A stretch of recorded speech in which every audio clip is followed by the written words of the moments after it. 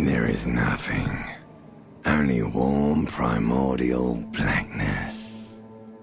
Your conscious ferments in it. No larger than a single grain of malt. You don't have to do anything anymore. Ever.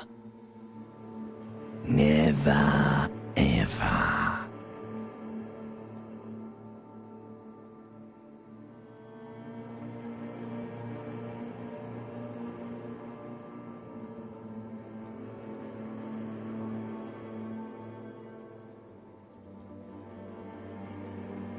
Never, ever, ever, baby. An inordinate amount of time passes. It is utterly void of struggle. No ex-wives are contained within it.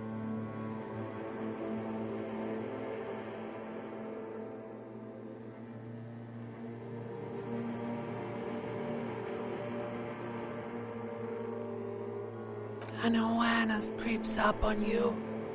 A mass lies hidden in your dead angle, soaking in some lurid acidic source. It's bloated and shameful, a ball of meat surrounding you. This is a terrible line of questioning, and it will only lead to more awareness of the meat thing.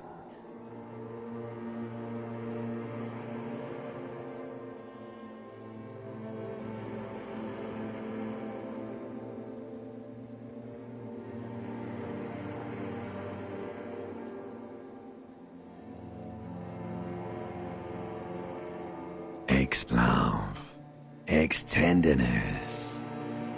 It is foolish of you to resurface to the loss. Not after all the damage you suffered to get here. Some of it irreversible. Stay. Sail with me through the abyss of pelagic zone.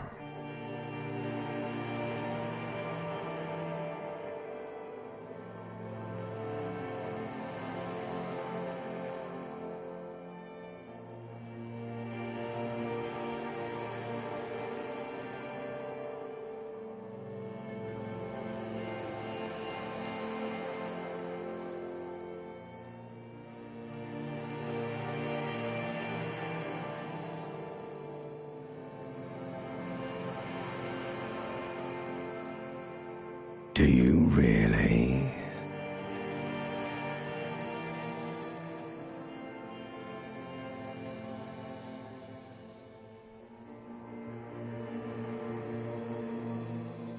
You wouldn't like it if I told you what was back there.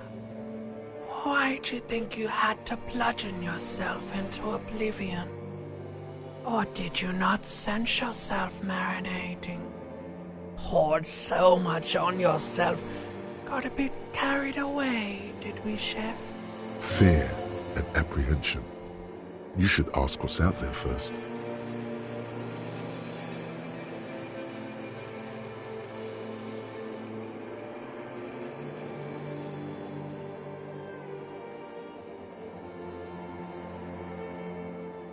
Somewhere in the sore, bloated man-meat around you. A sensation. Like a fly to the ointment, your conscience sticks to it. The limbed and headed machine of pain and undignified suffering is firing up again. It wants to walk the desert. Hurting, longing, dancing to disco music.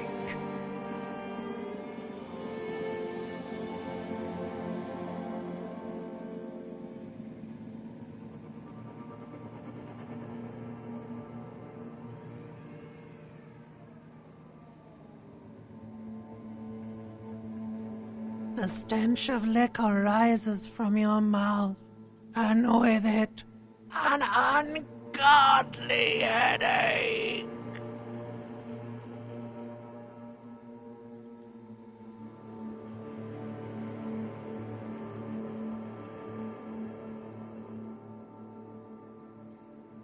A fiery streak penetrates your skull, trying to force your eyes open. It's a sound, a clarion call from hell.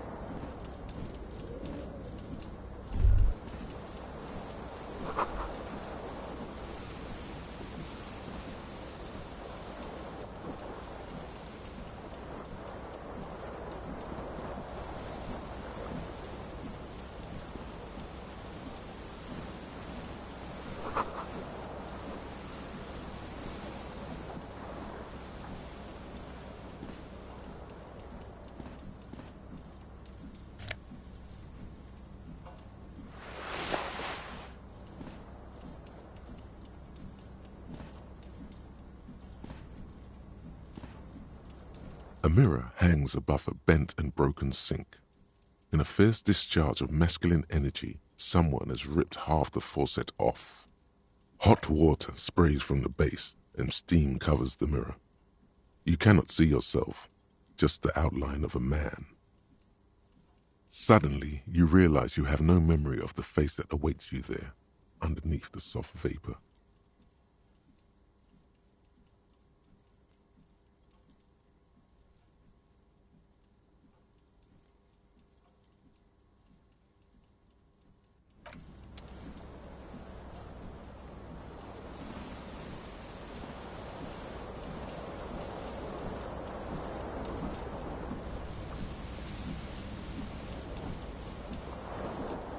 This fan has two chain pull switches.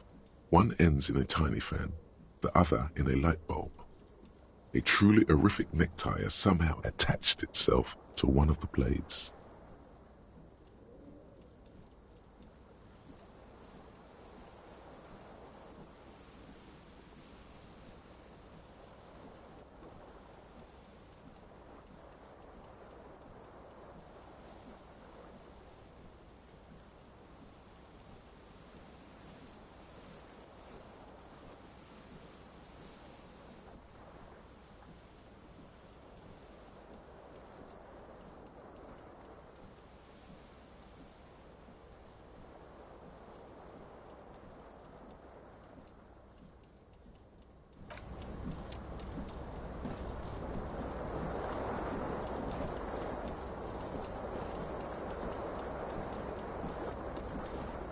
This fan has two chain pull switches. One ends in a tiny fan, the other in a light bulb. A truly horrific necktie has somehow attached itself to one of the blades. You swoop up and catch the tie. Snap! It's released from the blade. What you have in your hand is a truly hideous necktie, with 4 or 5 different patterns. The knot reminds you of a noose.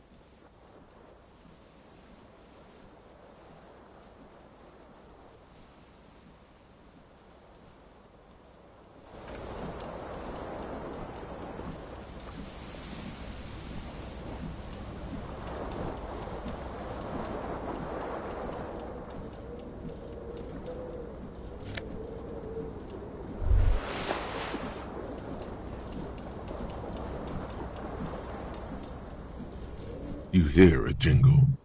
Keys are clinking in the pocket of your flare-cut pants. It says, whirling in rags, on the aluminium key ring. There is a single key on the ring. The number 1 is etched on it. It should open the door.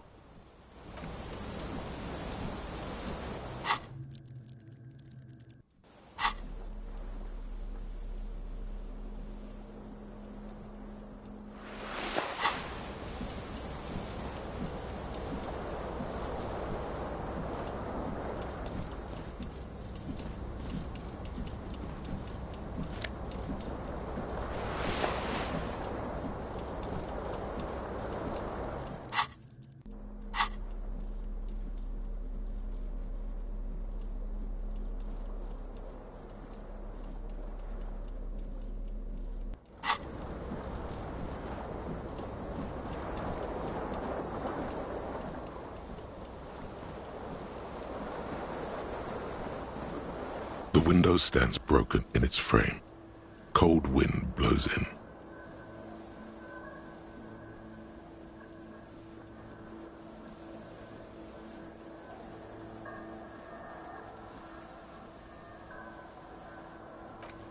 The shards face outward. Whatever broke this window came from the inside. A fine web of scarring covers the back of your right hand, but none of it is recent. More likely a projectile than a held object. There are no fragments on the floor from pulling a tool back in after impact.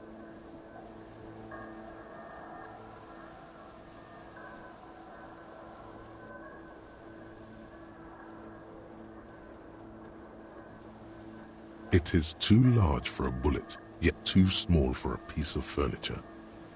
You're looking for something heavy and larger than your fist, like the green shoe that's on the hat rack in the corner, which, coincidentally, is missing its friend.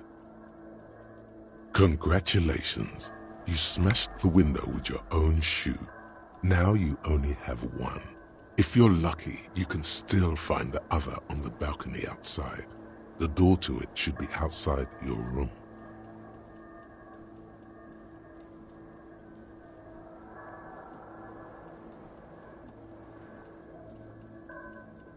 A cool wind gushes in. Your toes curl up from the cold.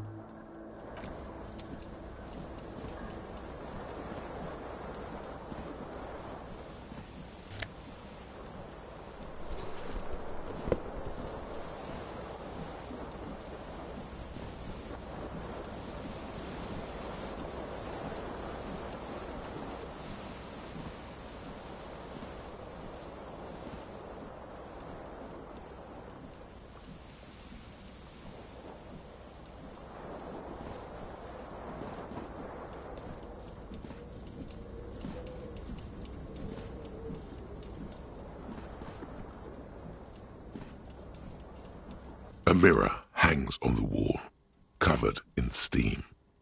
You cannot see yourself, just the outlines of a man.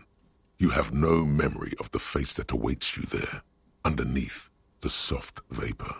As you slowly reach your hand towards the surface of the mirror. Abort. You clearly have not thought this through. You won't like what you see there, and you will never unbecome it.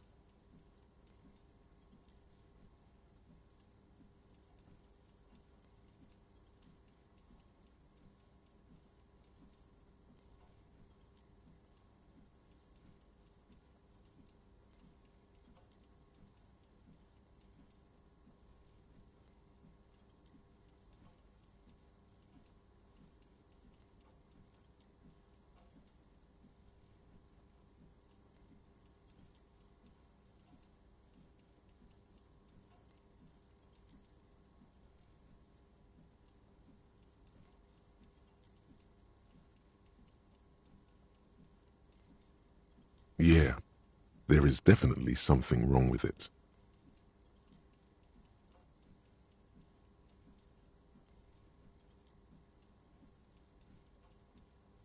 Where to even begin? There is the bloatedness, then the swollenness. It's like there's an upholstery of alcohol underneath your skin.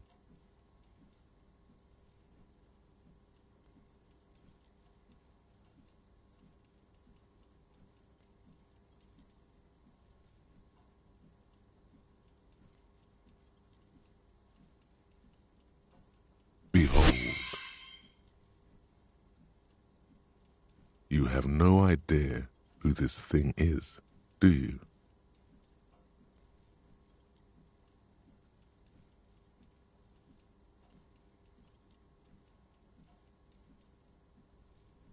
Whatever it is, at least it's dead now. There's clearly rigor mortis on your face. Oh wait, is that an expression? Are you trying to make an expression with that face?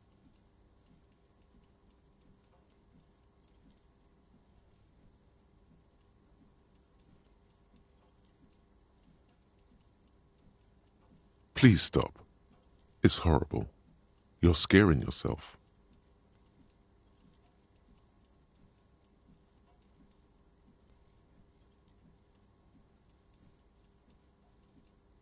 You can't, can you? It's like it's not even voluntary anymore. You have worn that grin into your face, and now it won't come off.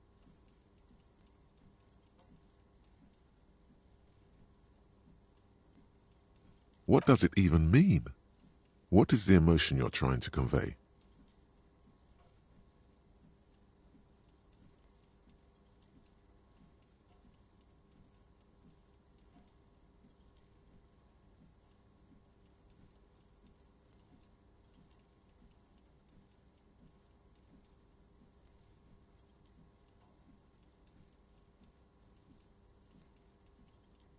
Please promise yourself you are not going to try it on any of the ladies, whatever happens.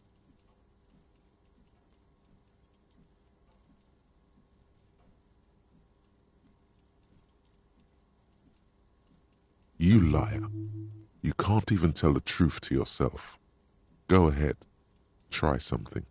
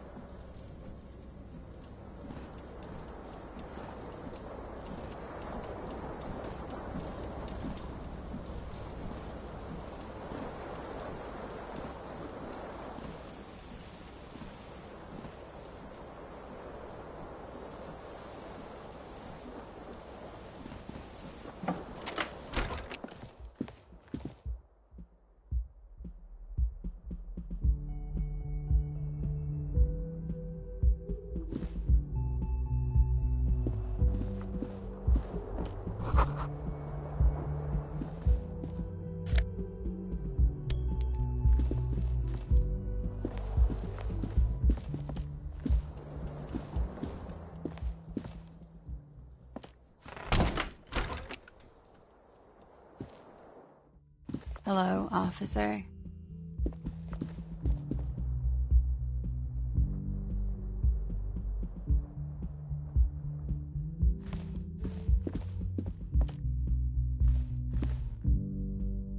The young woman raises a cigarette to her lips.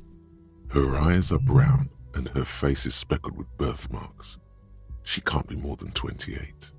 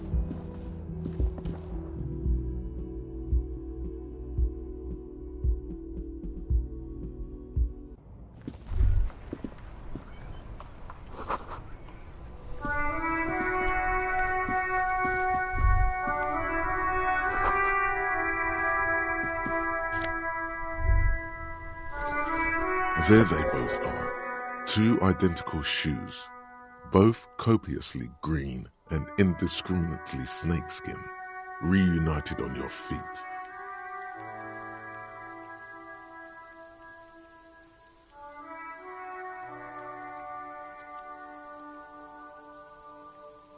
Go ahead, just as long as you don't discard those crocodile babies.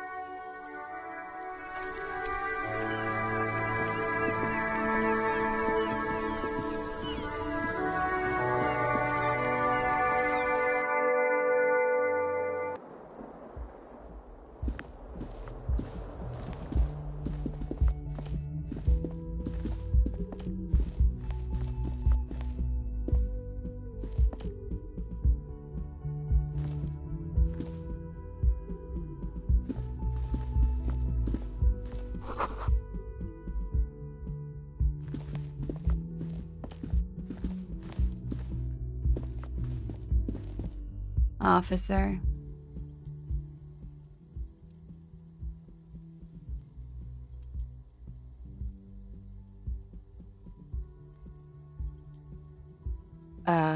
No.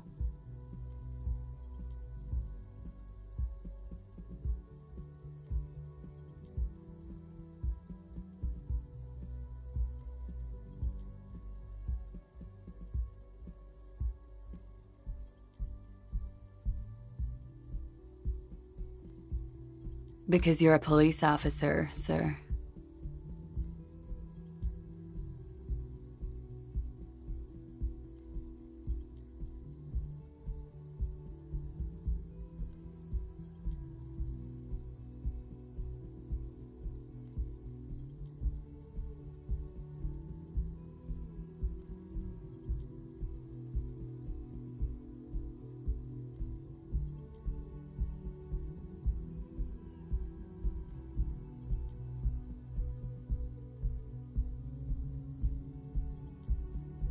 I'm not, unless you've been shitting us all this time.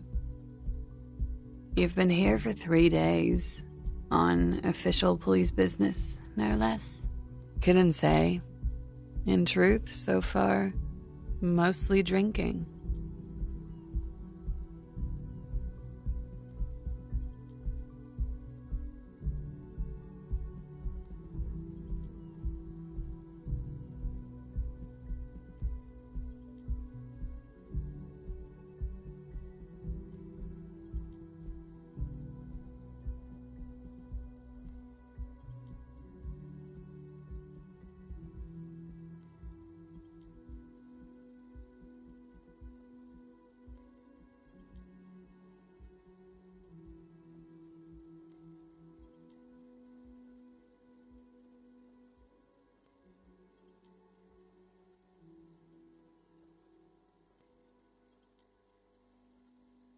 Of course.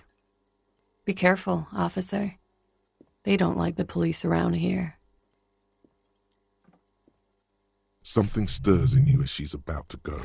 Call it an instinct, a need. The need to ask questions. It's like you said the words 1,000,000 times before.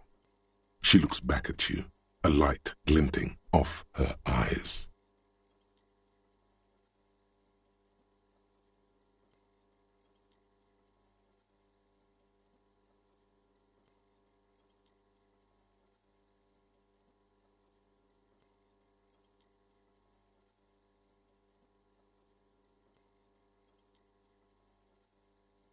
Yes?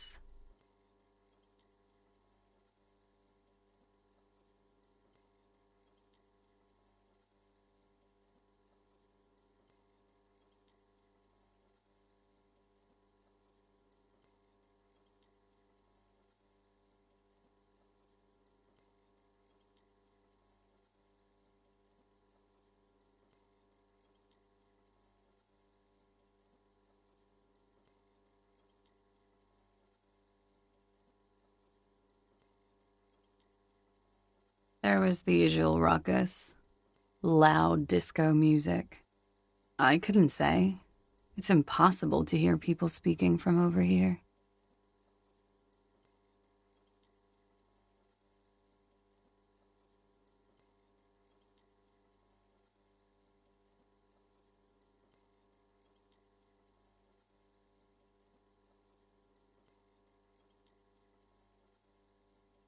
Yeah? Those words tell me something else. Feel like something you said innumerable times before. Your mouth is the very shape of them.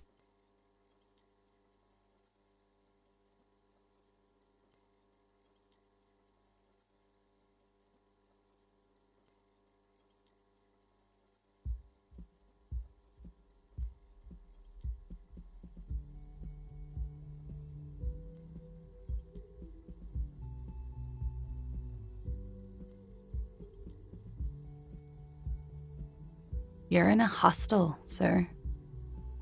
We are in Revachol. Revachol is the disgraced former capital of the world, divided into zones of control under foreign occupation. Half a century after a failed world revolution, She is central to our moment in time.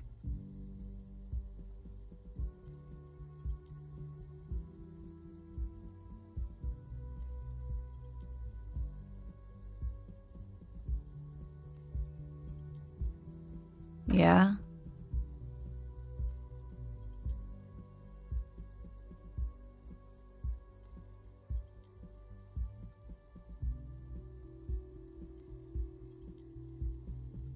The dock workers are pretty cocky. They think they're police enough. At least here on the coast. I can't say about the rest of the city.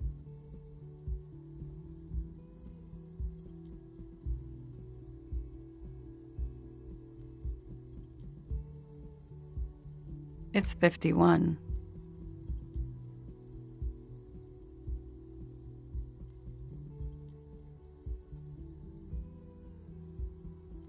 The current century?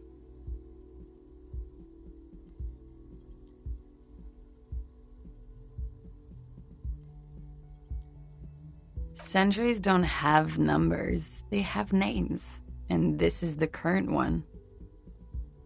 Civilization has existed for 8,000 years, sir.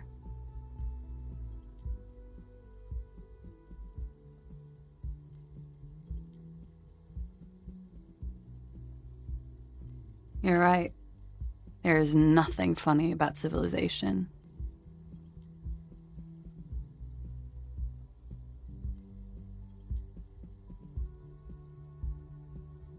Glad to have been of assistance.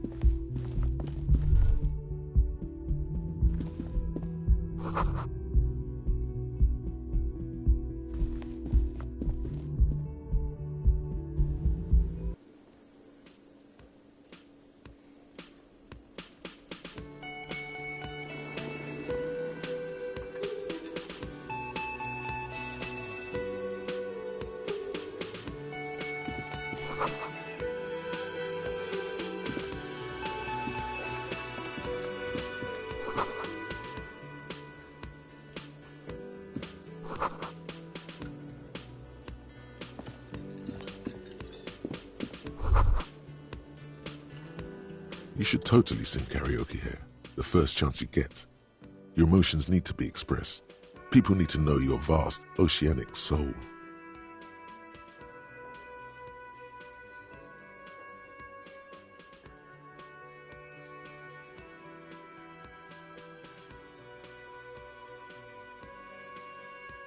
Utterly. And it needs to be heard. Through a PA system. By other people.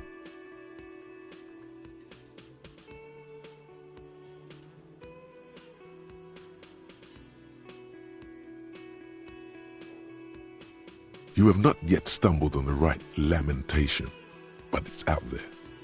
It'll come to you. You will wreak havoc with it. Don't worry.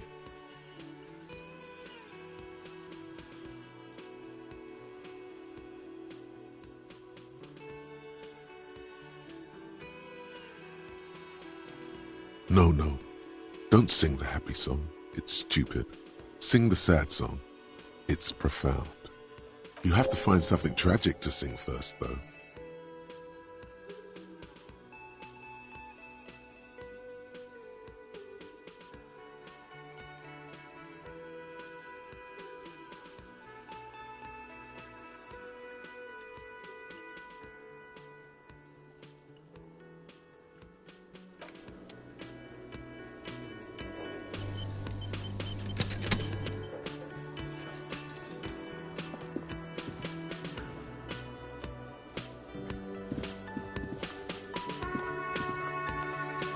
A man in his late 20s stands behind the counter, inspecting a stuffed seabird. As you approach, he gives you a sideways glance, then looks down again. That was disdain in his eyes. Even now he's purposely ignoring you.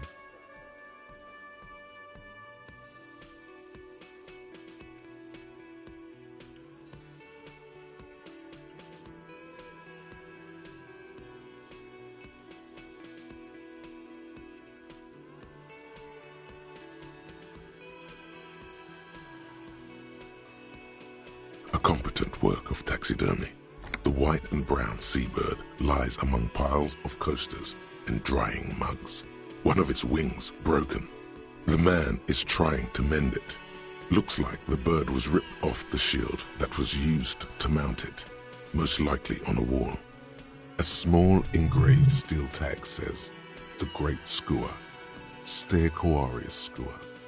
Something about it makes you feel bitter.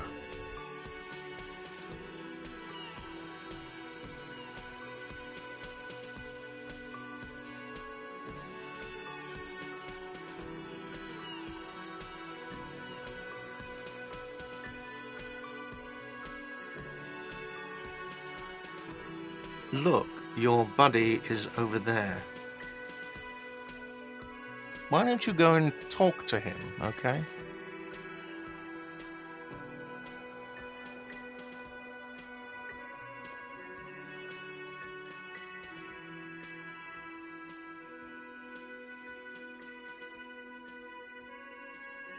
He pretends not to hear you, concentrating on the bird instead.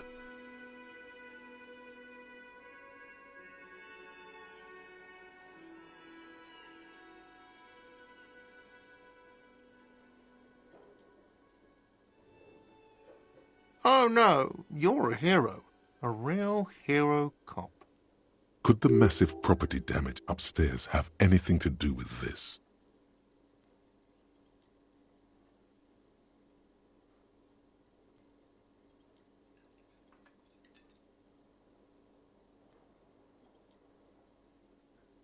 Am I? Or did you ride in, take the body down, solve the murder, and not trash my hostel room?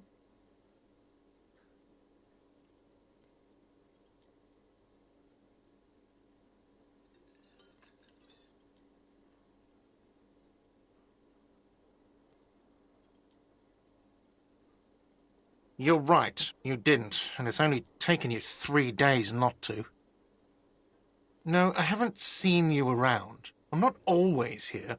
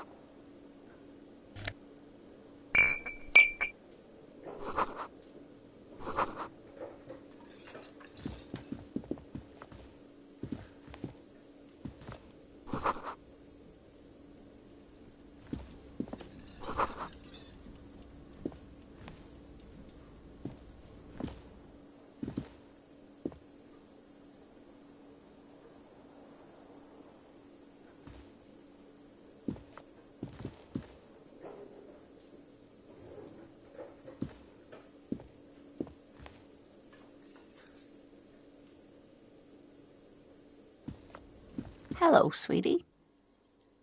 You shouldn't keep your colleague waiting.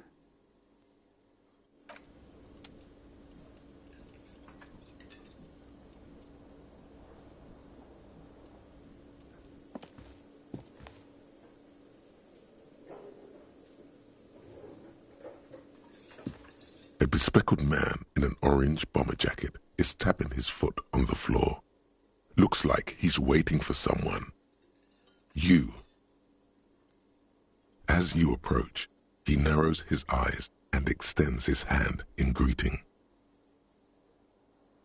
If an assault were launched on this building right now, if the windows came crashing down and the whole world descended upon you, this man would hurl himself in death's way to save you. You are sure of this, but why?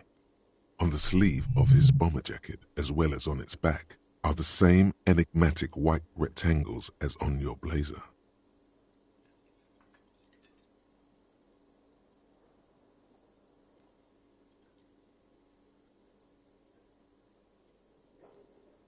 Hello, I'm Kim Kitsuragi, Lieutenant, Precinct 57. You must be from the 41st. You realize he's waiting for your name. This is your chance to come up with a really good name for yourself. Get creative. Conceptualize.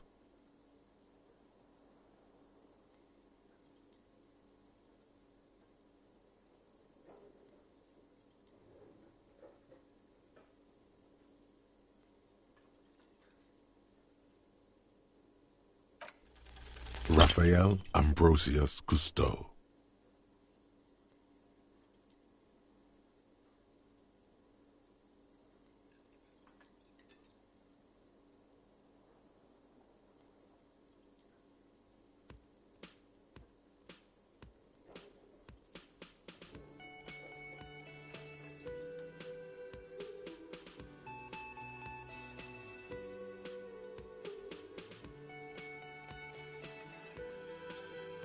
No, you won't. Raphael Ambrosius Cousteau is one classy name, and you're one classy cop. Say it.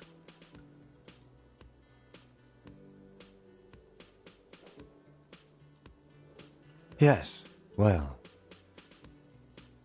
It looks like we had a little scheduling error on Sunday. Saturday too, actually. Have you had time to talk to the manager here?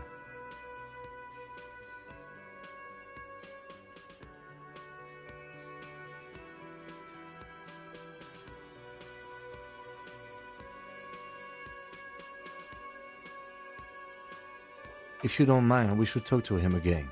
Ask him for a rundown of the area. Now that I'm here as well. I understand the scene is out back, right? It also wouldn't hurt to assure him the police are finally here.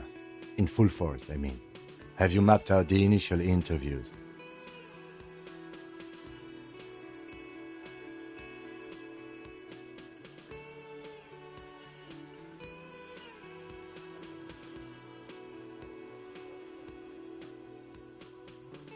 Okay, we'll have time for that after we take a look at the coroner's case.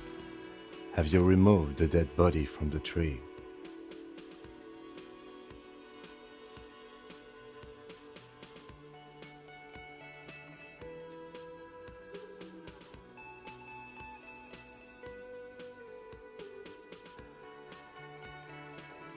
Mm-hmm.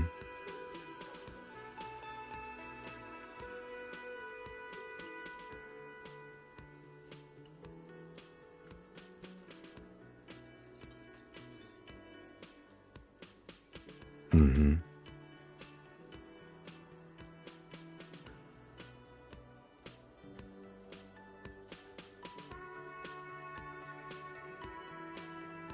Mm-hmm.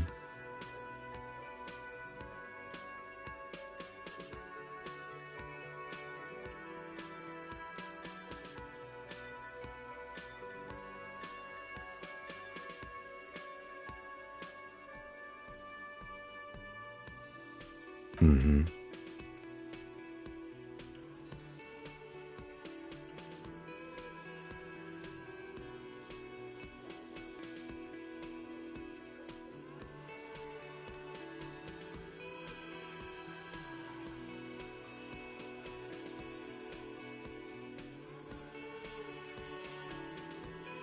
Sure. But did you take it down from the tree?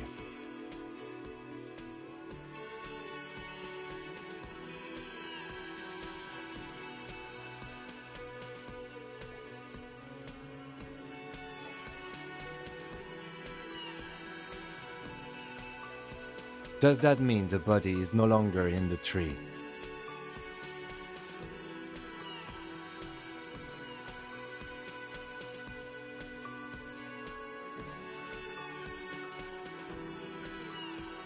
So, the body is still in the tree. This is the first time you detect a weariness in the lieutenant's voice. It is obvious he would have preferred for the body to no longer be in the tree. Where it has been hanging for 7 days straight.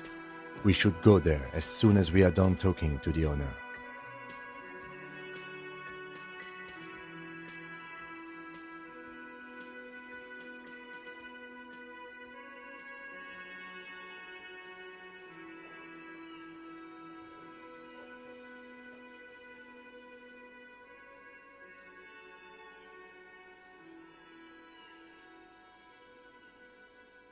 I can see you drank last night and the night before, and that you are still drunk now. But I have seen officers go through worse. Much worse. If you need something for your headache, there is a general store nearby. But as I said, the dead body should be our #1 concern.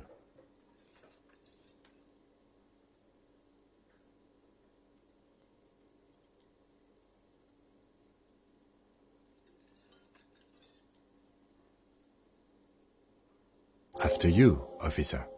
If you're about to embark on an investigation, shouldn't you have a badge? You mean you don't have a badge?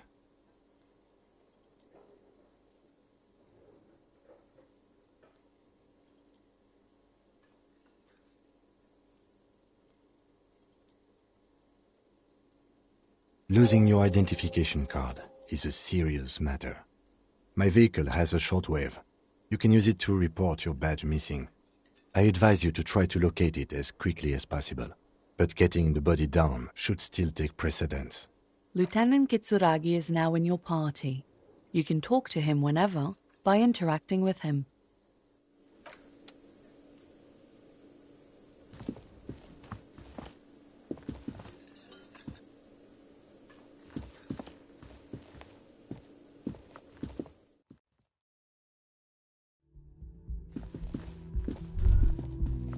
You should pick that fat, juicy cigarette butt from the tray, light it up, and smoke the living shit out of it.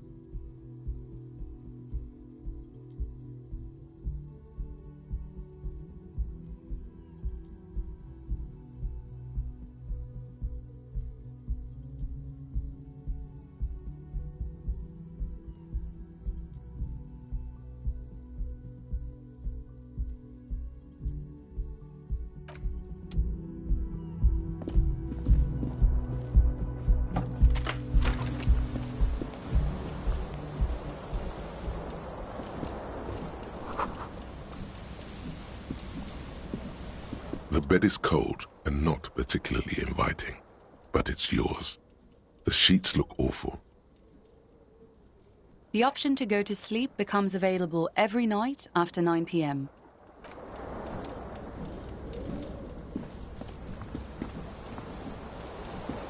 The fan is spinning.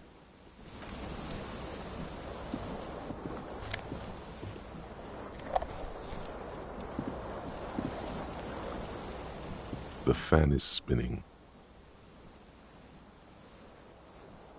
The blades come squeaking to a halt.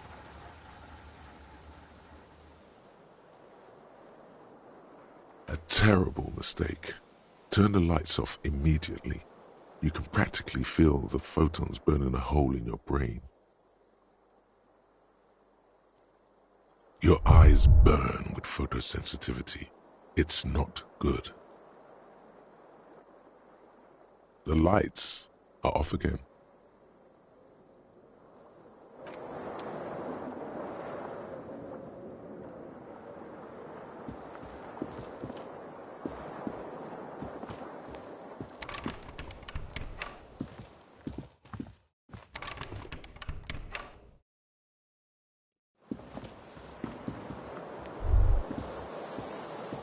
Kim also tries not to look at the pile of taped viscera on the carpet, or the weird suitcase on the hat rack, or the potted plant dying in the corner. But it's all just too morbid to ignore. The man is finding it hard not to trip on the tape, and not to send any of the bottles rolling across the floor.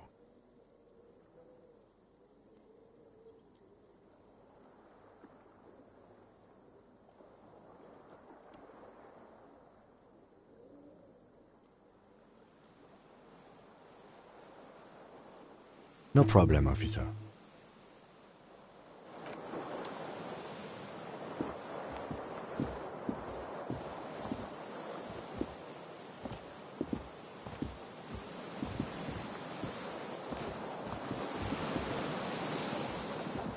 The window stands broken in its frame. The morning light hurts your eyes. It's hazy, but you see the ocean and some war-torn buildings.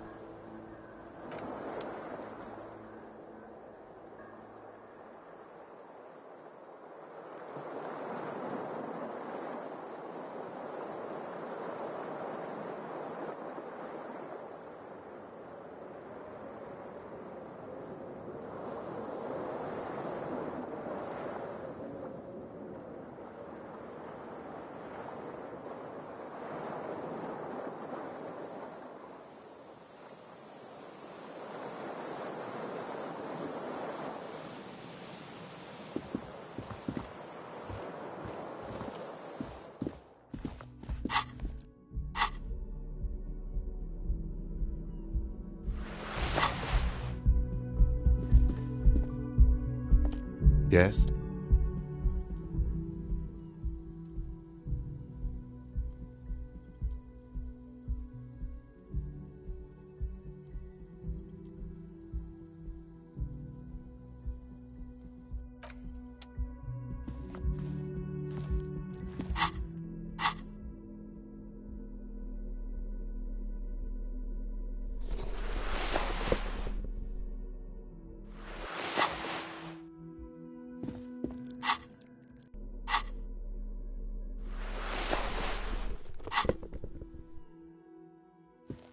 Yes?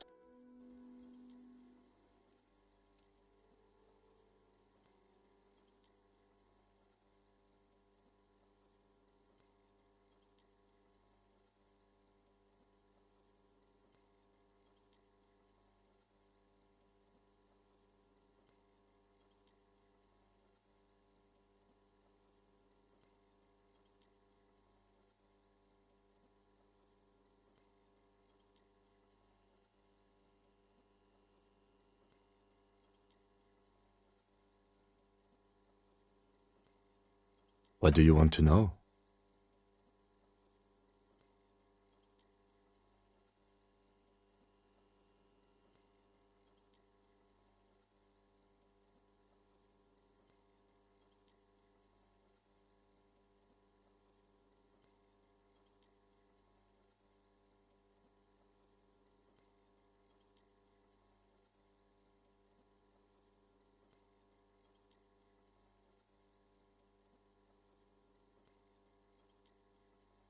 Maybe you can tell me what you do know to help me narrow it down a bit.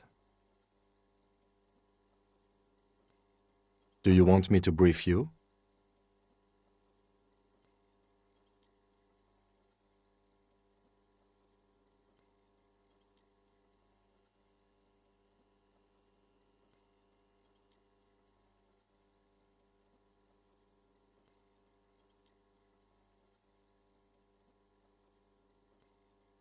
Three days ago, the RCM Emergencies Desk received a report about a security guard who was found hanged in Martinez. An anonymous caller said there was a dead body behind the Whirling in Rags hostel cafeteria. The cadaver had been there for 4 days. No one had come to investigate. During that time, the victim had been stripped of his belongings. The caller did not identify him, but used the word lynching. There is an ongoing labor dispute between the local dock workers and the logistics company Wild Pines. I was told we should approach the death as part of this dispute.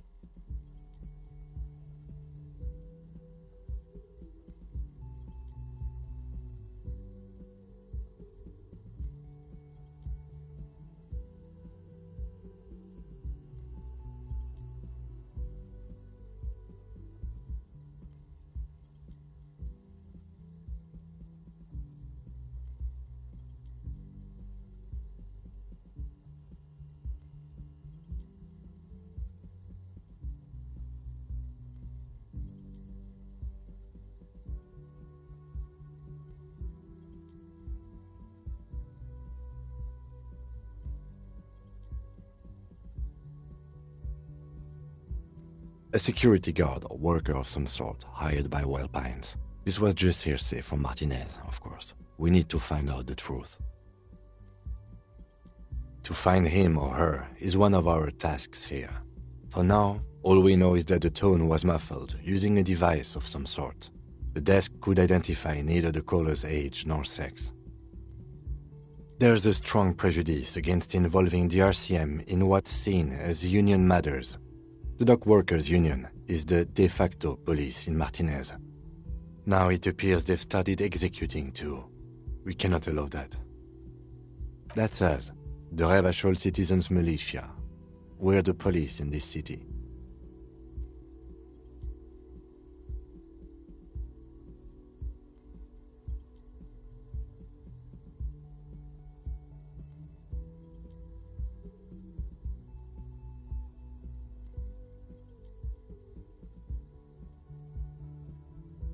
Just to be clear, we are police officers. It's our job to find the killer.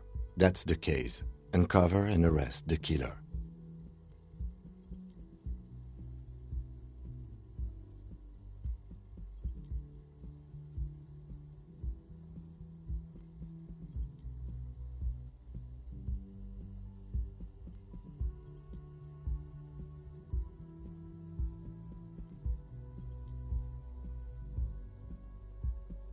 I'm afraid you and I are pawns in a pissing competition. You don't know? I assumed you were in on it.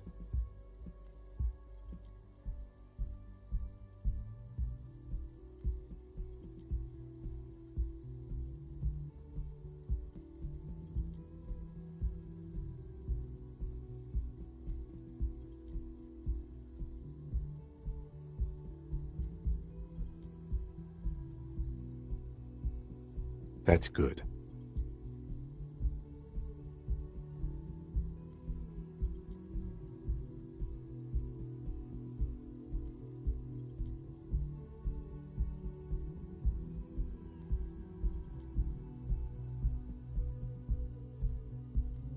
It's just stupidity.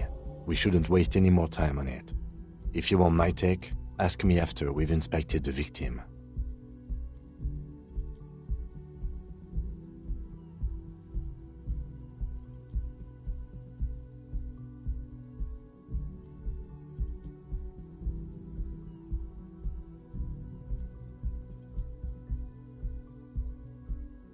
Was there anything else you wanted to know about the case?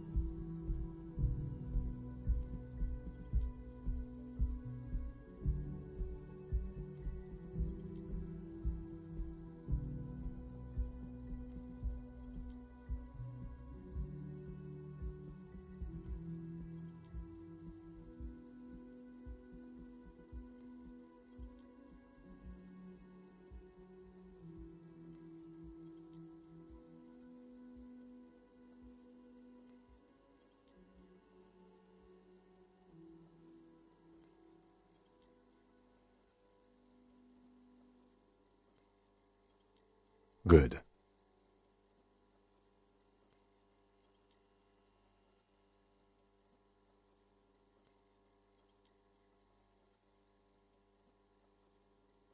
Me? I don't see how my life is pertinent to the investigation.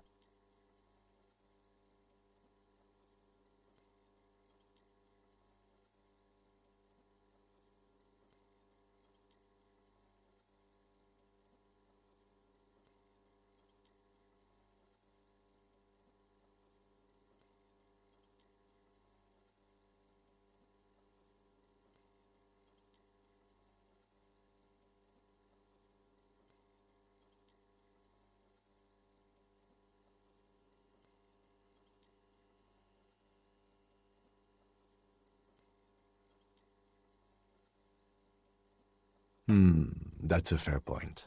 All right, for the good of the investigation, what do you want to know?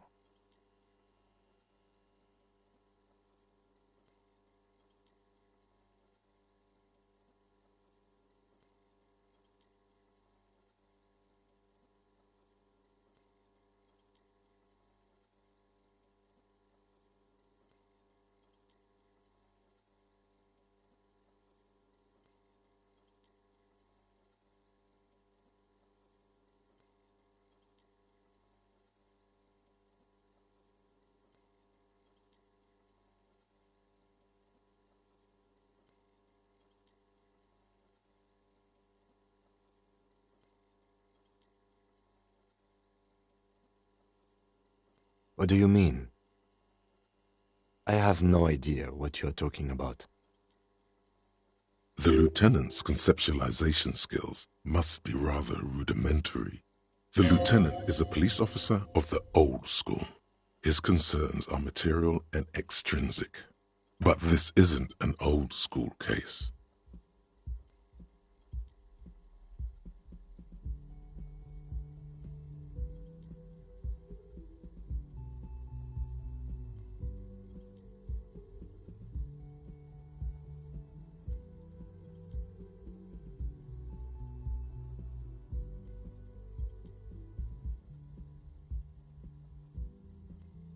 So what? That makes you the new school? God spare us. For real detective work, nothing beats a good notebook by your side.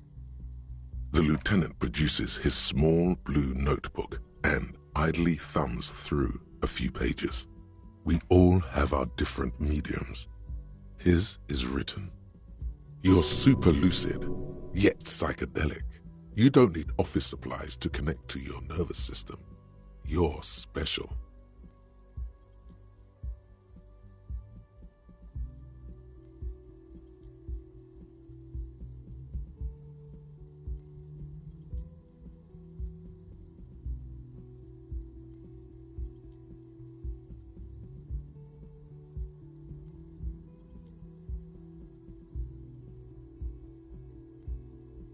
Good. Let's change the subject.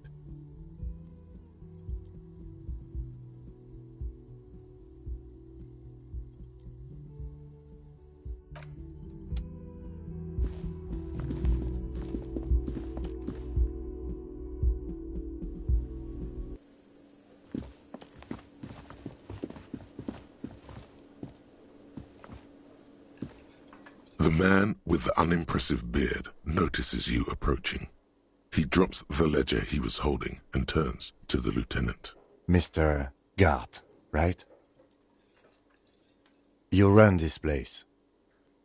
Yes. I am Kim Kitsuragi from Precinct 57. This is an inter-district investigation, so joining me from Precinct 41...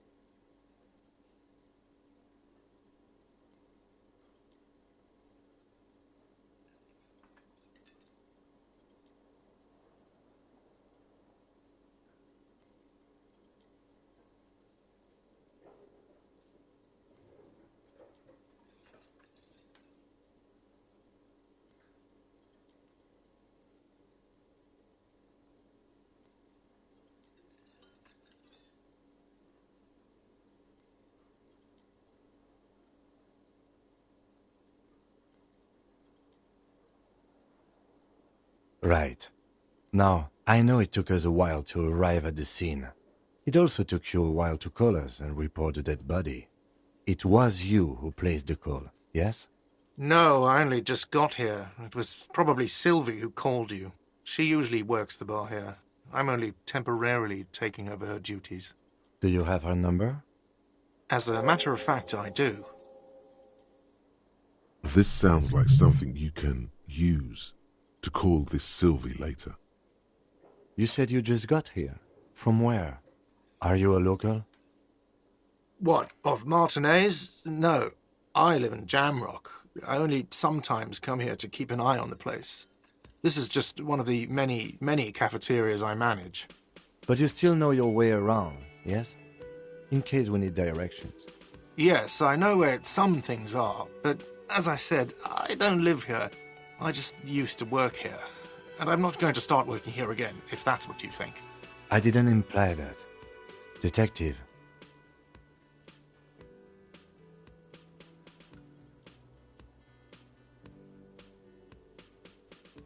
I have everything. You?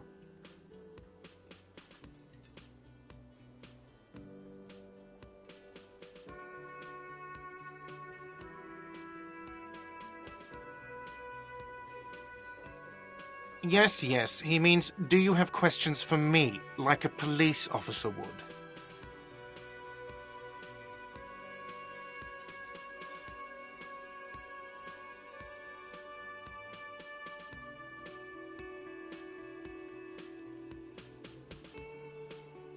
She went away because none of your business. Extra fine.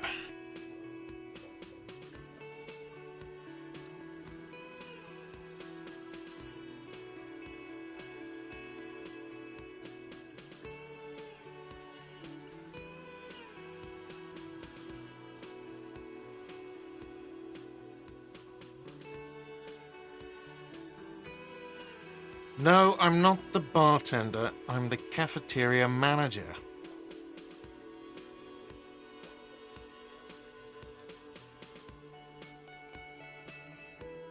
That period of my life is over. Not everyone who stands behind a counter is a bartender, okay? I'm the cafeteria manager.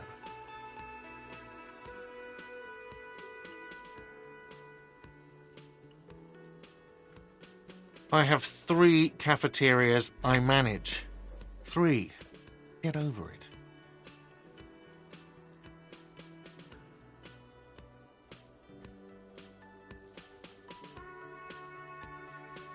Behind this building, there's a courtyard. They hoisted him up on a tree there. That's easy. See that door there? First you exit through that. Then to your right, you should see a big hole in the fence. A really big one. You can get to the courtyard through there.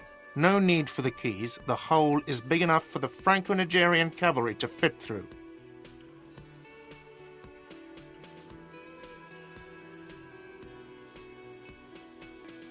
Let's go. Not so fast. You owe me 130 real.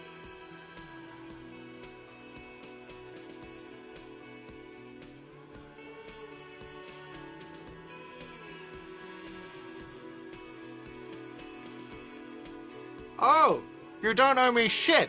Well, officer, you're right. You don't owe me shit, you owe me money.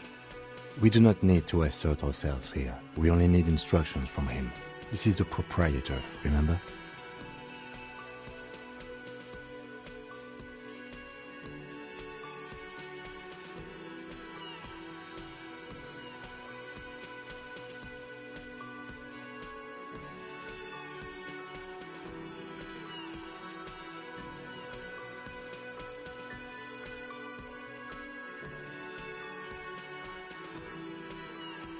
You know, I get this all the time. Some hobo comes in here or some backpacking arsehole off the boat. The next day, when they can't make their fees, they get aggressive. I just never thought I'd be in this shit with a cop. Please, just give me the money.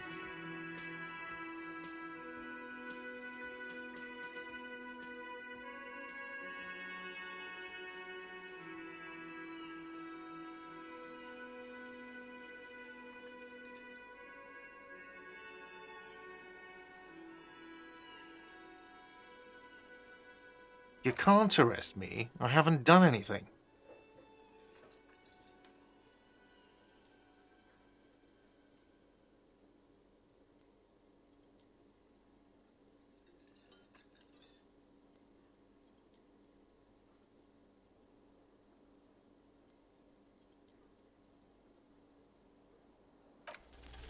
From the bottom of your blue soul, a term emerges.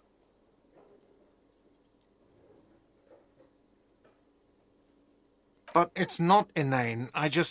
You owe me money. It is cruel of you. A man has been killed. File a request for compensation with Station 41. We need to work now. Okay, you'll only have to pay for the window. And the drinks. That's 70. I'll get the rest from your stupid station.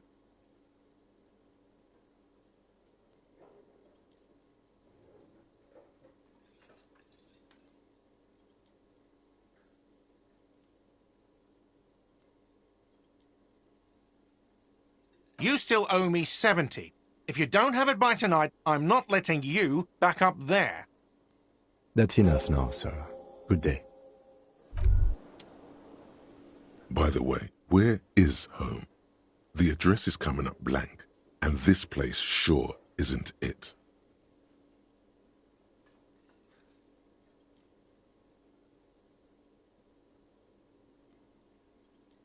But you've been at this hostel cafeteria for only 3 nights. Where were you before? You had to be somewhere.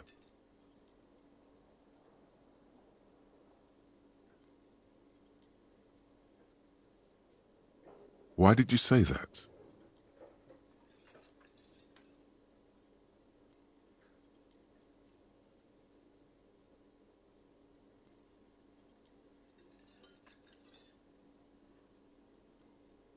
The old thesaurus comes up empty. Maybe you should ask the lieutenant.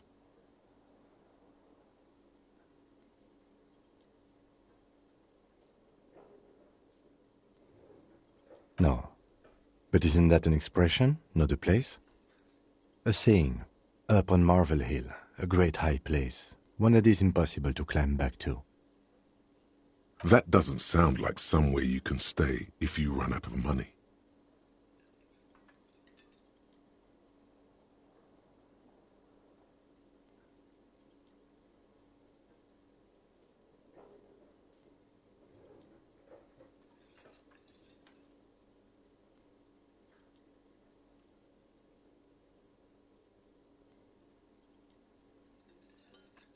You can try. Run some addresses in your head when you get the time. Maybe a street or an apartment will appear.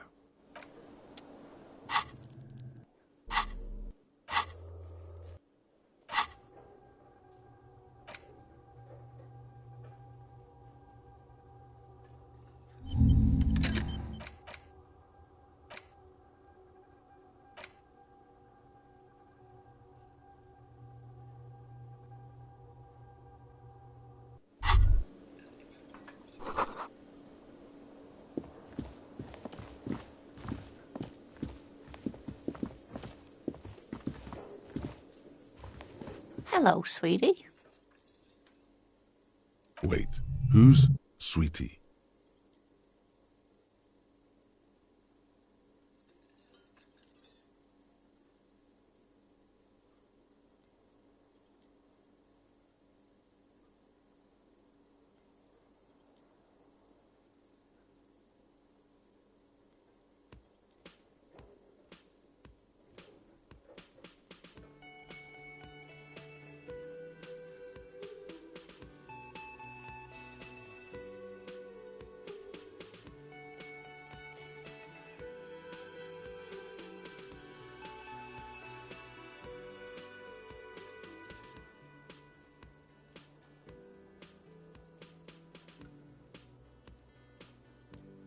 You're a handsome man, officer, with your mustache and your chiseled jaw and that silly dimple on your chin.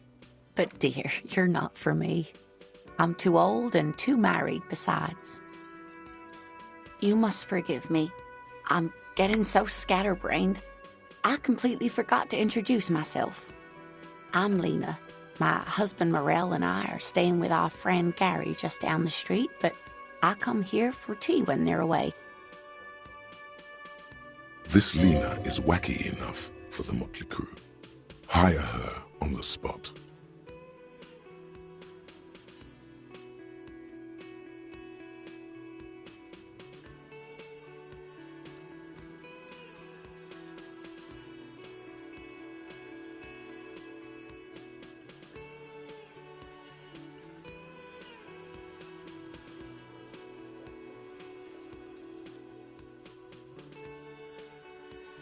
Yes, officer.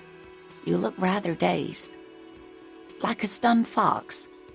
But surely things can't be that bad.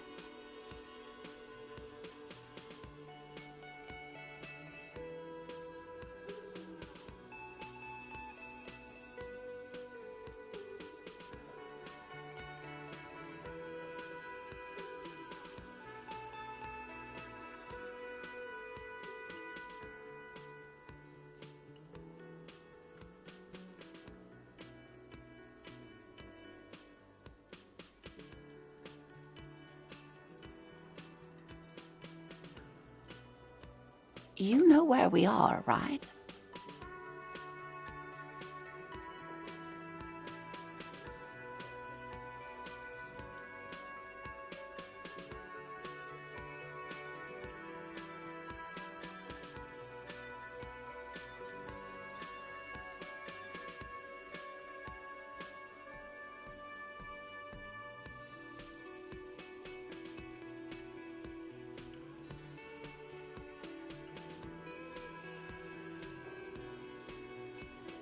That's right. In a hostel called the Whirling in Rags, to be precise.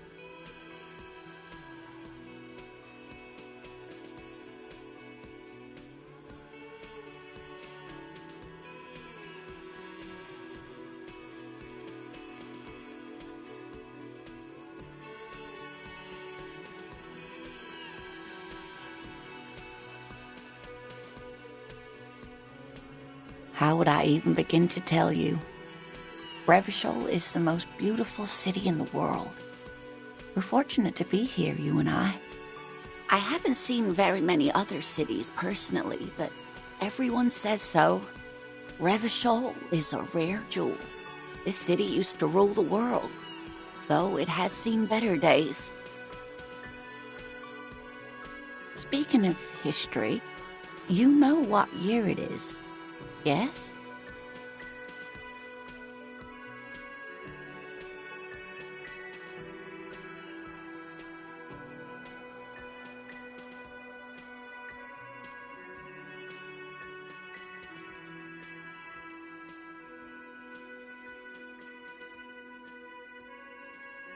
That's right, dear. How splendid. Here, take this pen. Knowledge should always be rewarded. Her relief is palpable. She was getting pretty worried about you there, but now she relaxes her shoulders. I can tell that this is taxing for you, so I'll just ask one more question. What regime are we living under? What mode of government?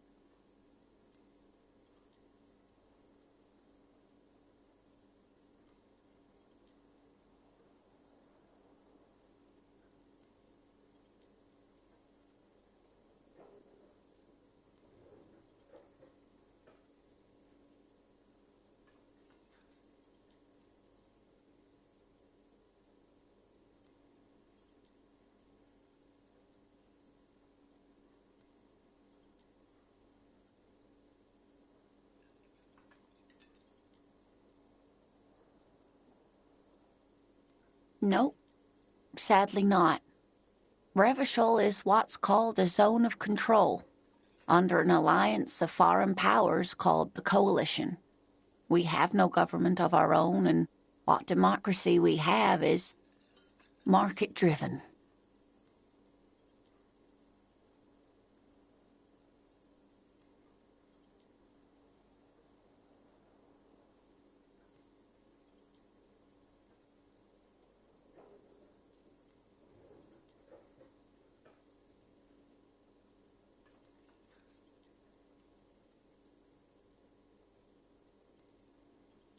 It is quite disappointing, yes.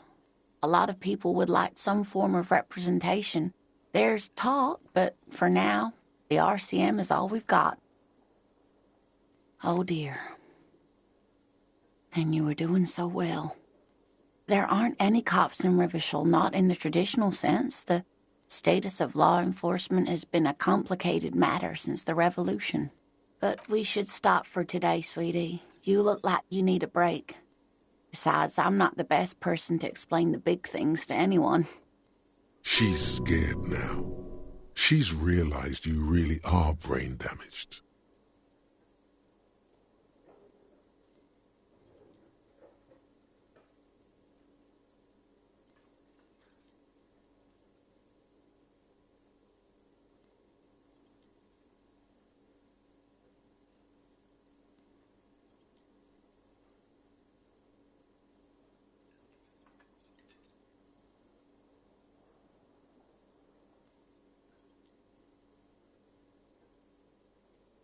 Someone more educated in sweeping matters. Maybe you should ask. No, I'm not an encyclopedia. I won't be a guide either. I'm a detective.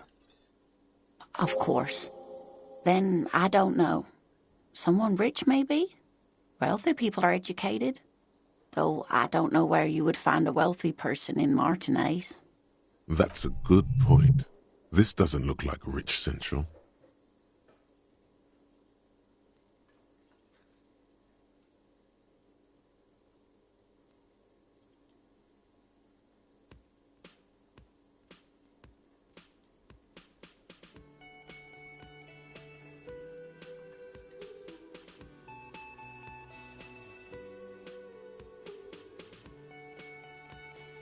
Of course, dear. Good luck with your case.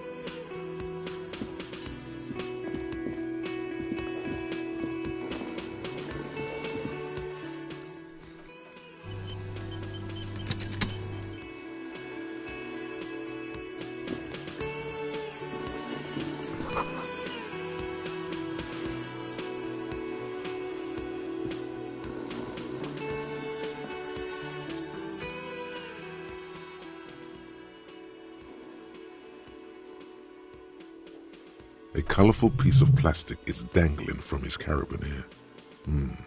Makes your fingers itch. On the counter, rolled out of his open hand, you see a blister pack of headache medicine.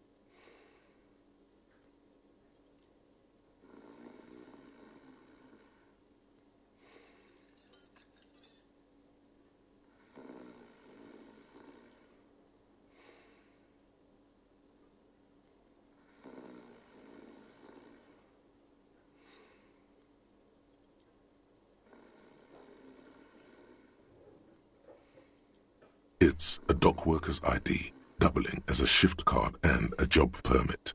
A young, able-bodied man stares back at you from the photo. Santiago S. John.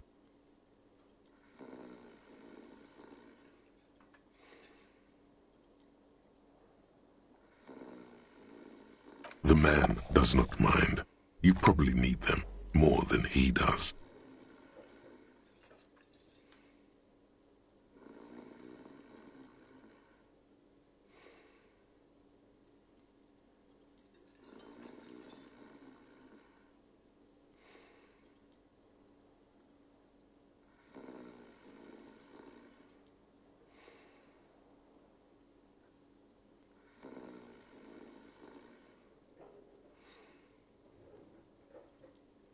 You've just picked up some magnesium. This item is stored in the bottom left corner of the screen above your character portrait. Use magnesium to heal your morale if you have morale damage.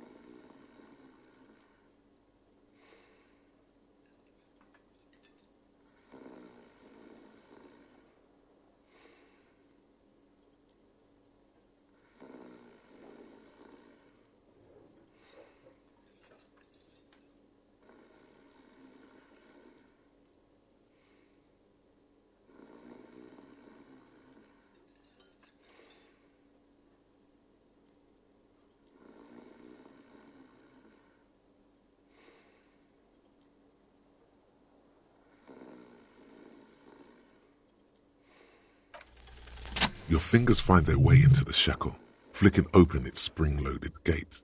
The metal loop holds the plastic ID and a leather-bound pocketbook. The man emits a loud snore.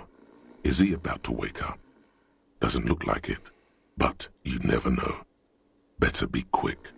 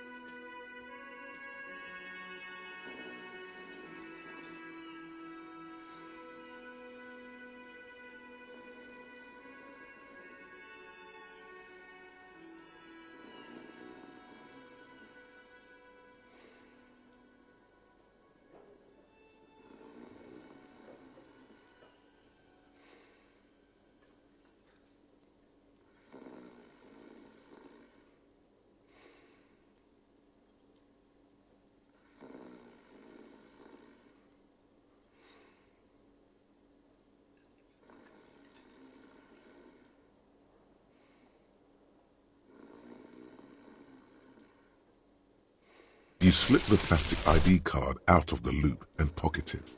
The man continues to snore.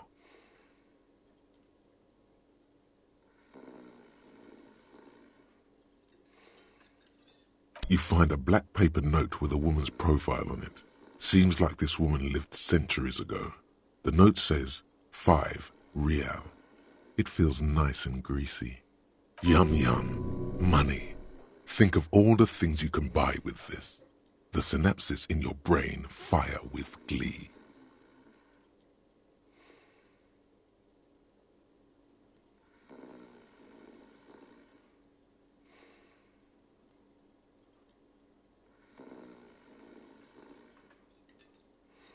No, he's looking the other way, perhaps purposefully.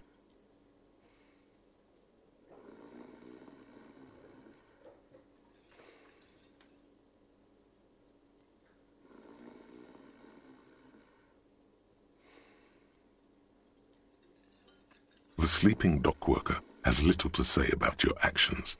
He remains silent.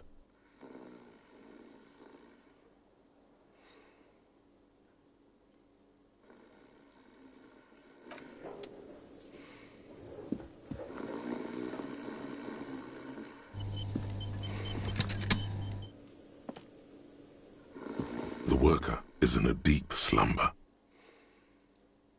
Perhaps he's on his way to where you just came from, into the primordial darkness.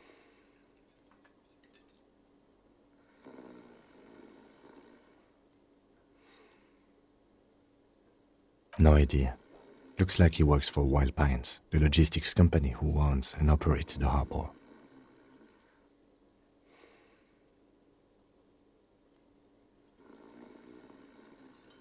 Possibly because there's a strike going on in the harbor.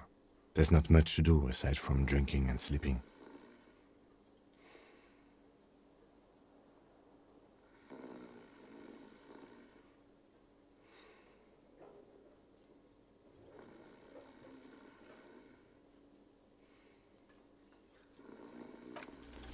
You gently shake his shoulder, but nothing happens. This man could probably sleep soundly in a ship's engine room.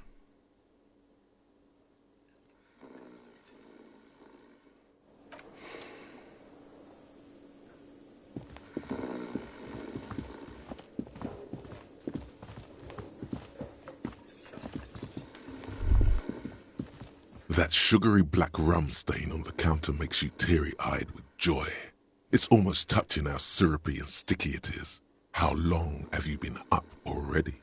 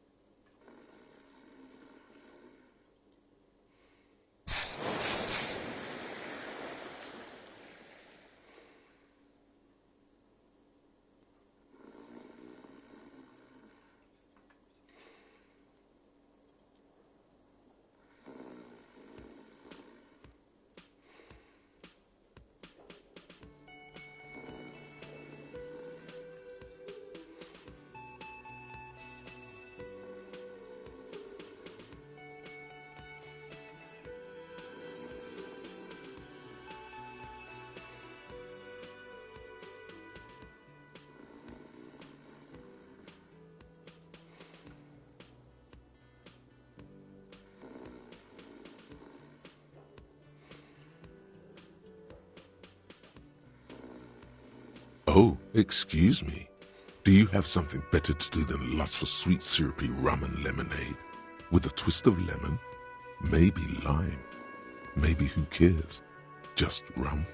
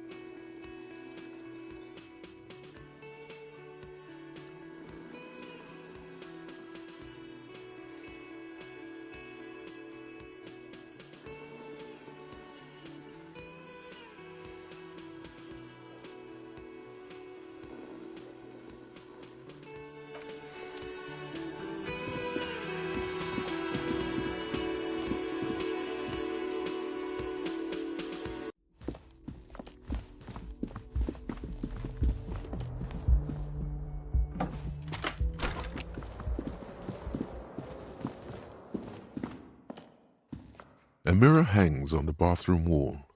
In it, your face, adorned with the expression.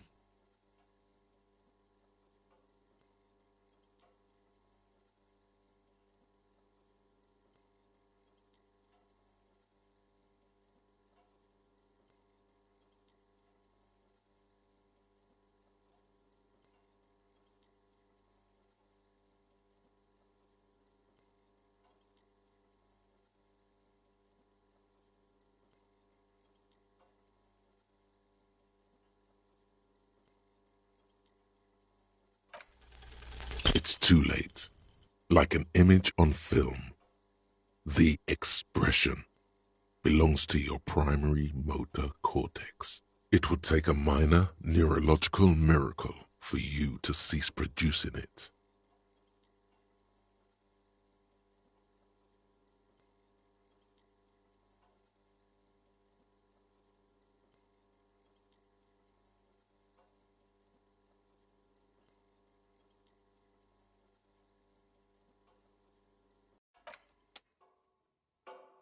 A mirror hangs on the bathroom wall. In it, your face, adorned with the expression.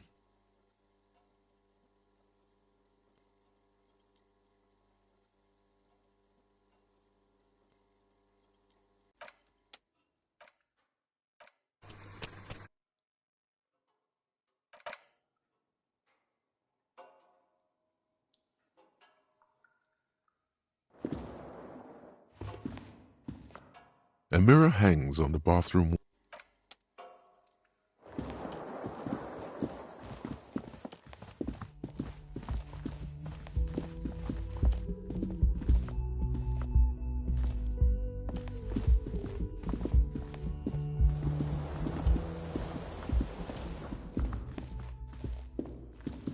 A mirror hangs on the bathroom wall. In it, you're like the rest of you. It comes from a bad place, somewhere in the past.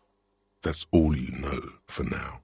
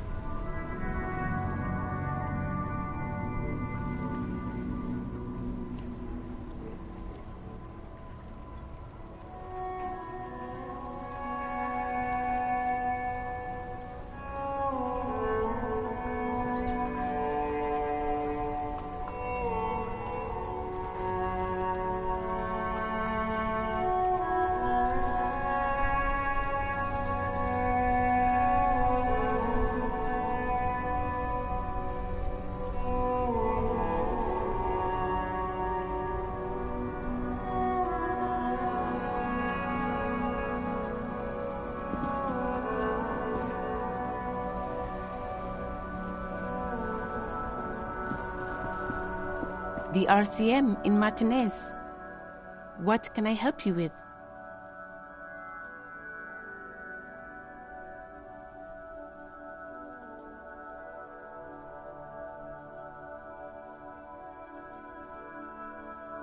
Of course. What can I help you with?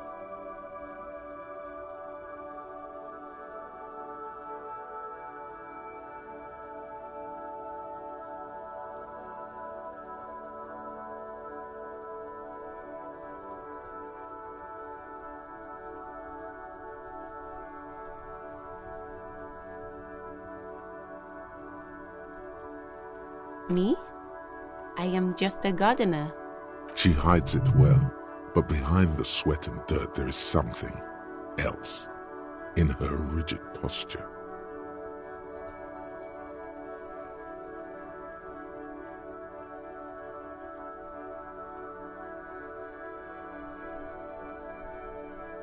Is there? The quickness of the reply certainly does not prove you wrong.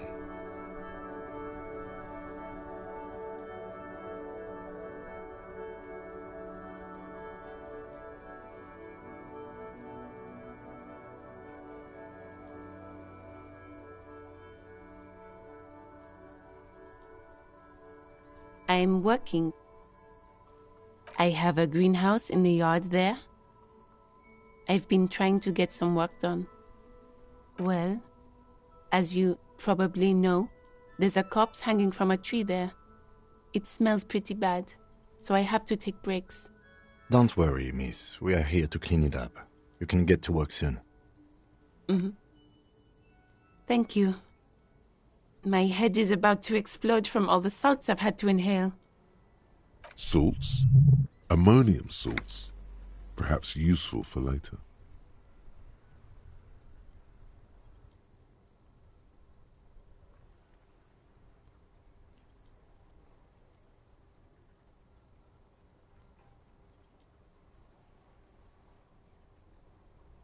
Of course. I won't hold you back. If there's a corpse, then you're going to need those gloves for the autopsy.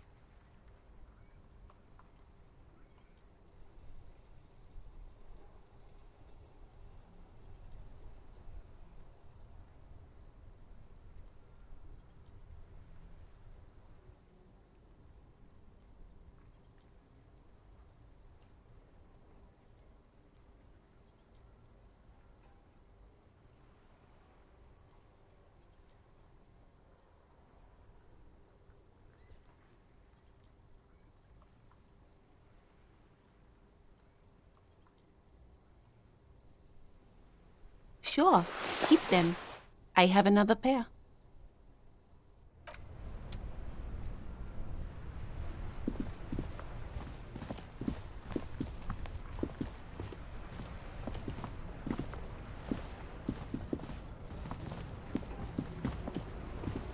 Before you stands a motor carriage. The bodywork is covered in blue and white livery, bearing the number 57. Vapor emanates from the large engine on the back of the vehicle. It hasn't had time to cool off yet. This must be the infernal machine that tore you from oblivion.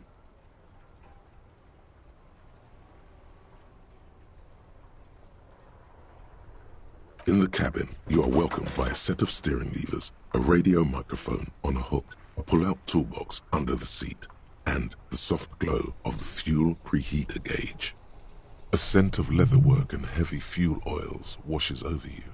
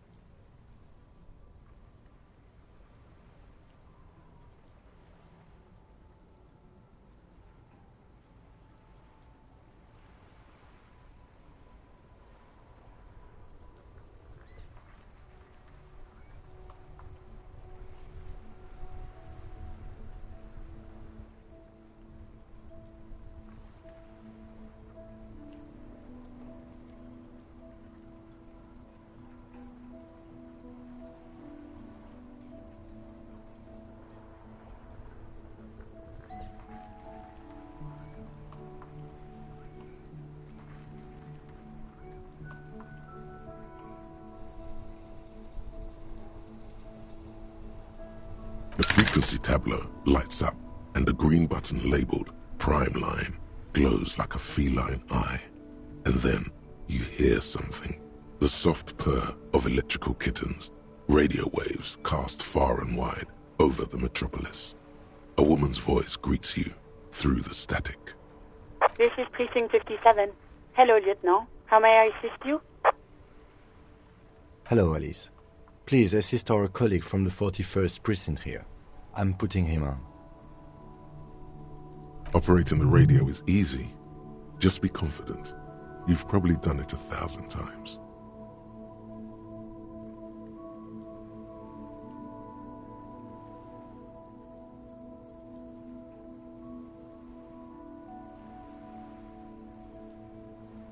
This is Officer Alice Demetri, Precinct 57. How may I assist you? Under the green Prime Line, a yellow saved button catches your eye. You wonder what the lieutenant's default radio station is.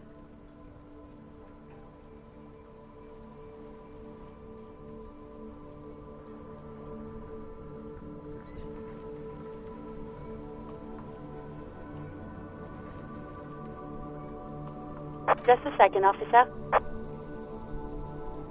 10-2, 10-5. This is 41st. Come in. Over. A scrawny old man sits in a dusty cubicle, smoking, with a large white rectangle sewn on his vest. In front of him is a box-shaped apparatus with an array of wires and antennas. The radio switchboard. The man uses relay code. You've got this. You're a cop, and cops know relay code. 10-4, message received. 10-5, relay message. What's your status? Over. 10-18, state your message, sir.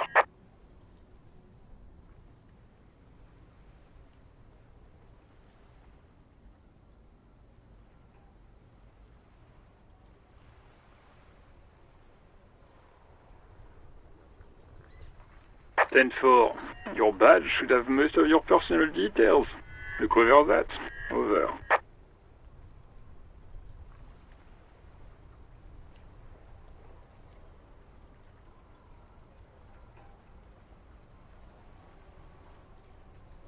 10-9, over. 10-4, message received. This is a very serious situation. I need to 10-22 the captain. Over.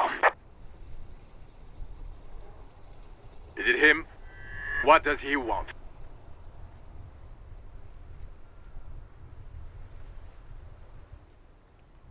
Says he lost his badge and needs to report it. He what? He lost his badge?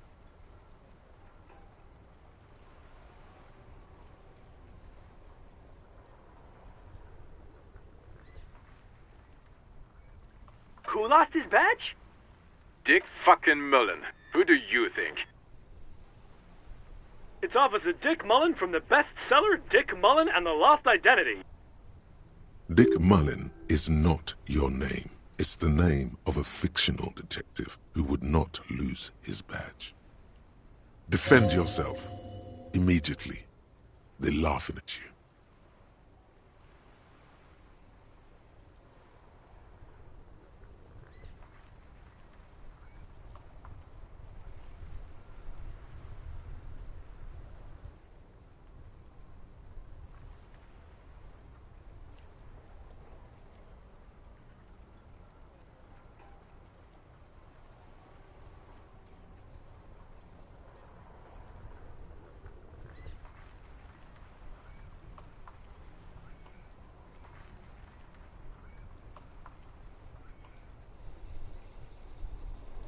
He says this has probably happened to other policemen before him and laughs sarcastically. Oh goddammit. Is he fucking kidding? The whole station's gonna be dicked for this. Satellite Officer Vikmar is wondering if you might be joking and adds that this tarnishes the reputation of the entire station. Over.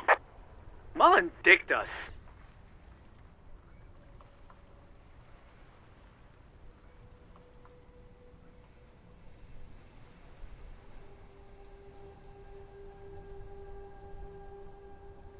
He's asking you to stop, says this is serious. Of course it's serious. He lost his fucking badge. Satellite Officer Vicmar concurs, losing your badge is serious. Over.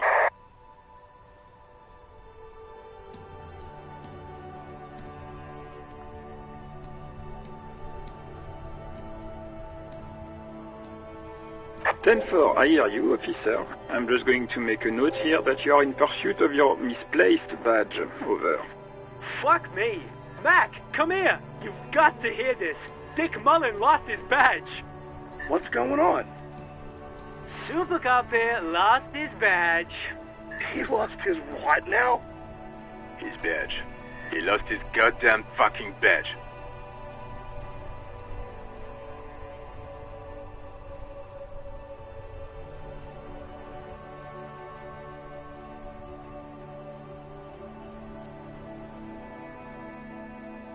Ten-9, come again. I didn't get that. Over. New heights even for Captain Sober. Ask him. Ask him if he's lost his gun, too. Sergeant Orson wants to know if you lost your gun, too. Over. Check your pockets. Check your... Holy fuck. You don't know where it is, do you?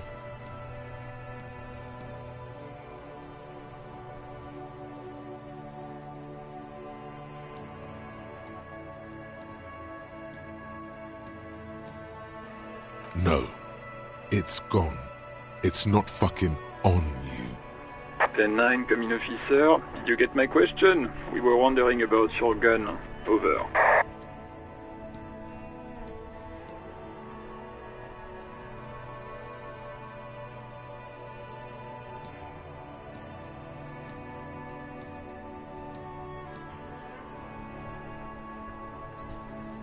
Ten-1, you're breaking up. 10-9, repeat please. Over.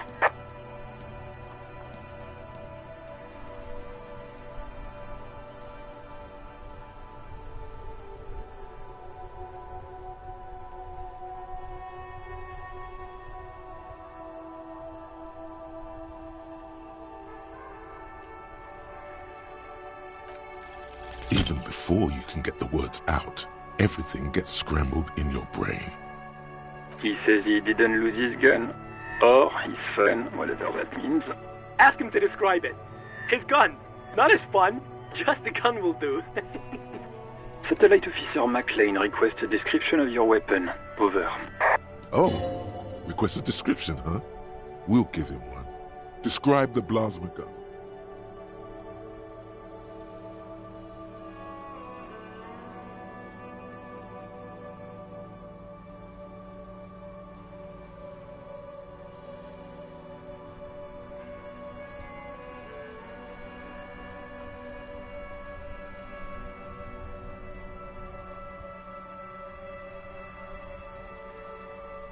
It's a single-shot kill A9. An armistice, to be precise.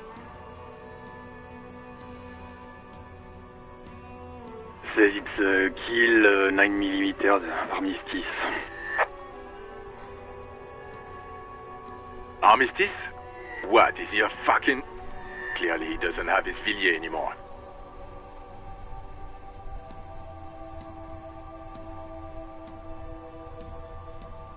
Dear God, he lost his gun. Oh my, I can't. This isn't really a laughing matter. Mac can face a giant of Coco Nur by himself, but Disco here made him piss his pants. Oh, I can't. Fuck. He lost his... Ask him if he's still got his wiener. Oh, man. I'm not going to. Ask him. Sergeant Orson here is wondering if you are still in possession of your genitalia. Over.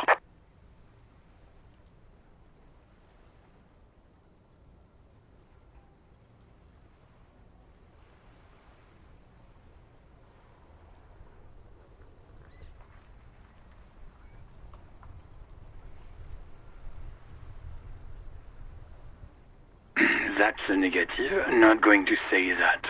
Over. What's he saying? Share with the class. He said he sodomized your mother. The prick ate Mama's vanilla waffles at the captain's birthday party. Some nerve he's got. Sure her vanilla waffles were the only thing he ate? Shut up, Chester. This isn't funny. This is my mom we're talking about. Tell him to apologize right now. Sergeant Orson requests that you apologize for the claims you made about his mother. Over.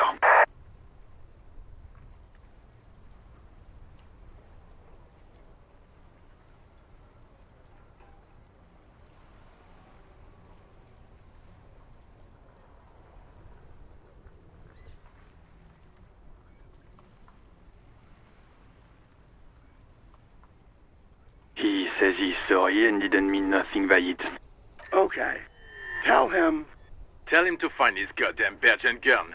That's the only thing that matters here. Satellite officer...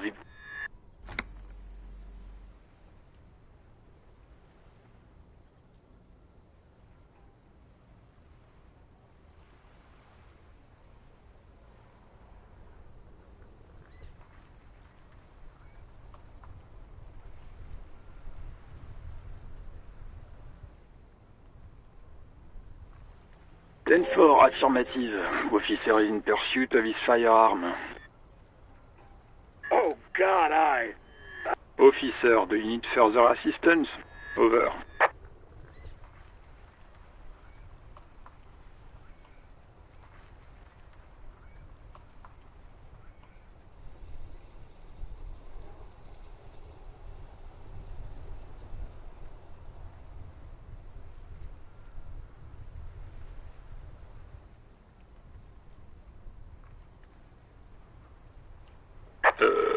Okay, 10-4, sir.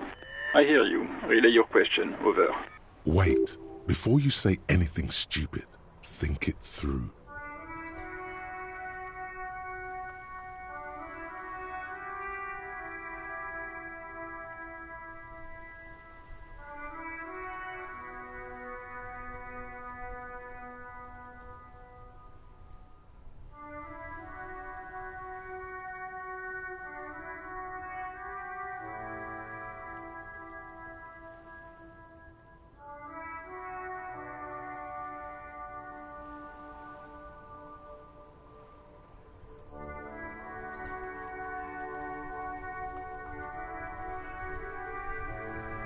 Be smart about this. Ask if he's there alone. 10-4, sir. I'm not hearing your question.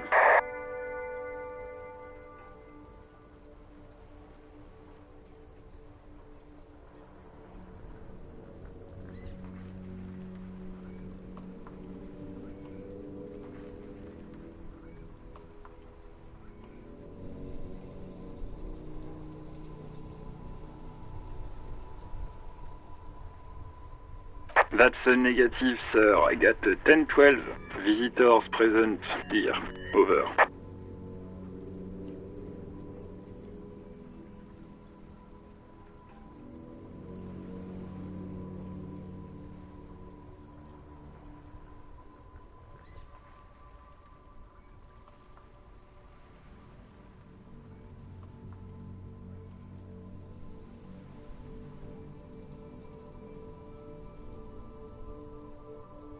What? What is it? He's still on the line? He wants to verify the information on his badge. But of course, it says Dick Mullen, High General of the Revacholian Cavalry Force. Tell him to stop wasting time. What do you need, sir? Over.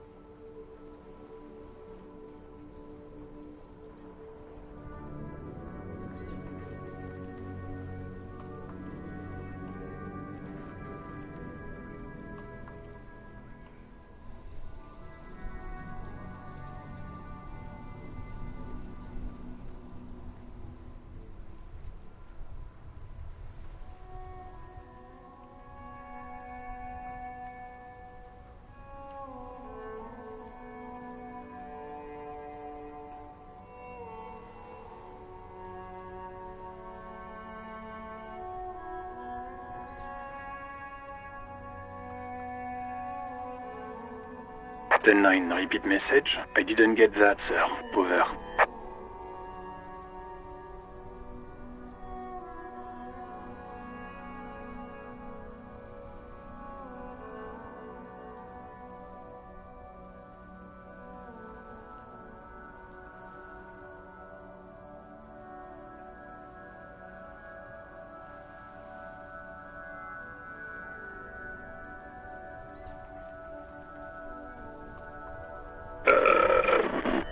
What? What is it? What can he possibly still want from us? He seems intoxicated and keeps asking me to call him by his name. Mullen's drunk and emotionally aggressive. That's new. Wrap it up. Don't indulge in his drunken antics.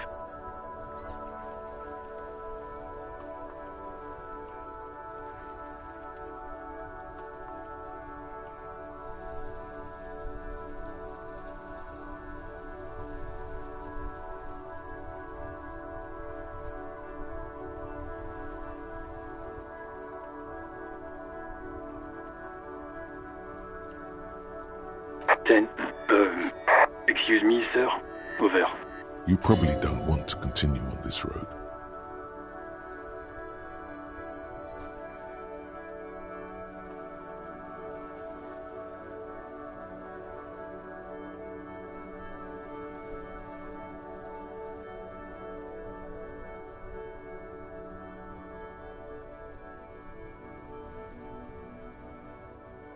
Come again, sir. I didn't get that.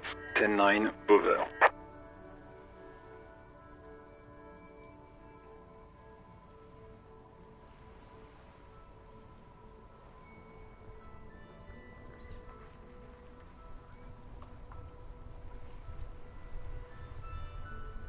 Understood, sir. Over.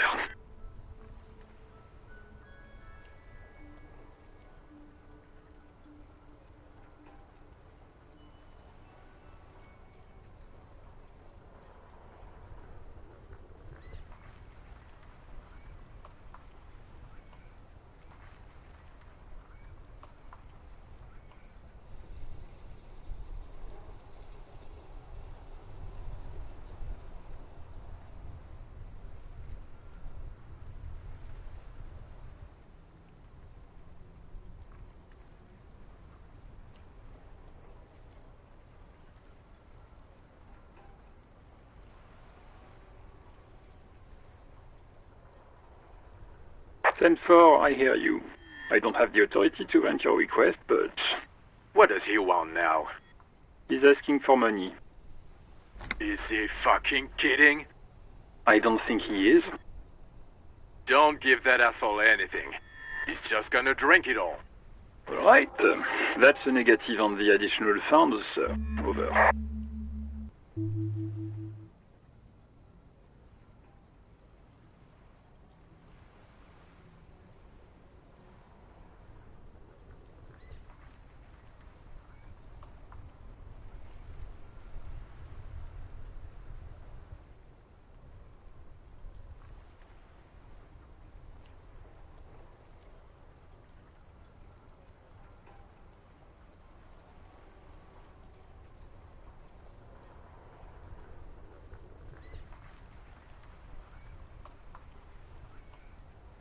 He says it's important to the case.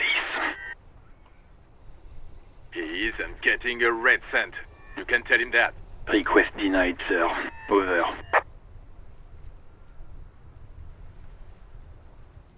He says he's in trouble. Doesn't have a place to sleep. Well, I guess he'd better crack the case before sundown then.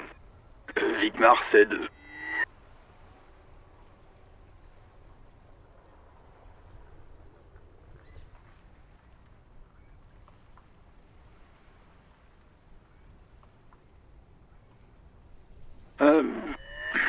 He said, it's okay. You can do it, sir.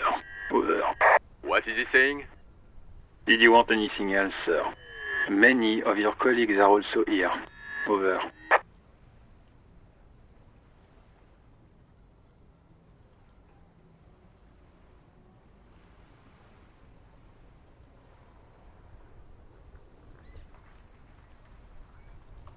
Let us address them now, sir. Over. Roger that. 10-10. Over.